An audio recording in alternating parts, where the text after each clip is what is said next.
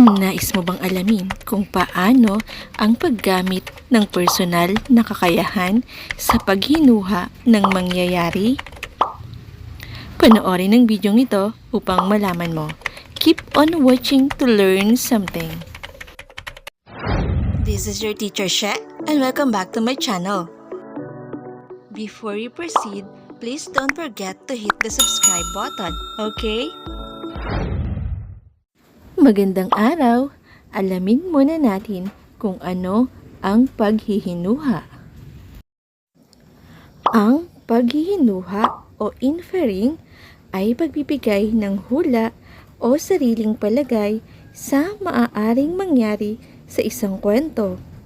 May pagkakataong naiuugnay ng mambabasa ang kanyang personal na karanasan. Nakatutulong ito upang higit na malinang ang kanyang kakayahan sa paghihinuha. Kadalasan, nagaganap ang paghihinuha kung ang wakas ng isang kwento ay hindi tapos at bitin.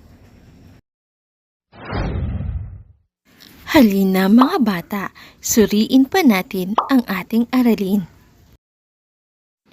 Ang paghinuha ay pagbibigay ng kasulukuyang nadarama, iniisip, katangian, o nangyayari batay sa paglalarawan ng mga detalye sa isang sitwasyon. Maaaring itong positibo o negatibo. Madali kang makapagbibigay ng sariling hula o hinuha kapag naunawaan mo ang bawat sitwasyon o kwento na iyong nabasa o napakinggan. Narito ang mga panandang ginagamit sa paghinuha. Number 1. Baka. Halimbawa, baka may makita kang tindang pinya, bumili ka. Number 2. Tila. Halimbawa, tila nakita ko siya kanina sa simbahan. Number 3. Siguro.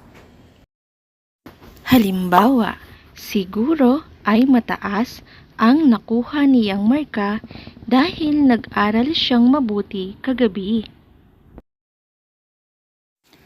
Number 4. Marahil. Marahil ay alam mo na ang tama at mali. At number 5, wari. Halimbawa, wari ko'y isang panaginip lang ito. Mga bata, ang hinuha ay maaaring nakabatay sa iyong personal na karanasan. Tandaan ninyo ito mga bata. Ang mahalagang detalye ay nakatutulong upang masagot ang mga tanong sa pinakinggan o binasang teksto. Isa-isip ninyo ito mga bata.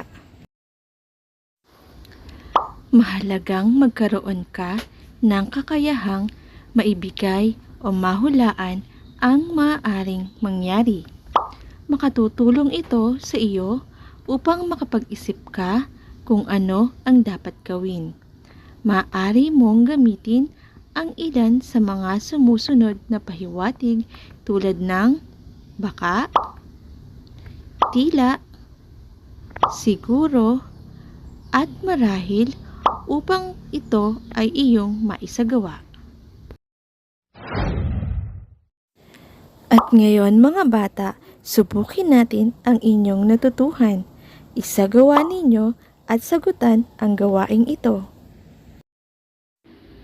Basahin at unawain ang kasunod na sitwasyon.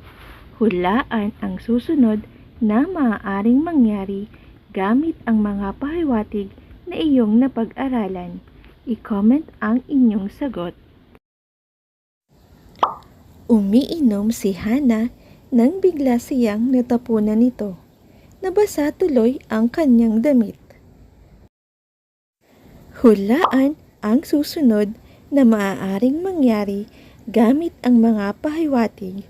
Maaaring i-post ang video upang ikaw ay makasagot.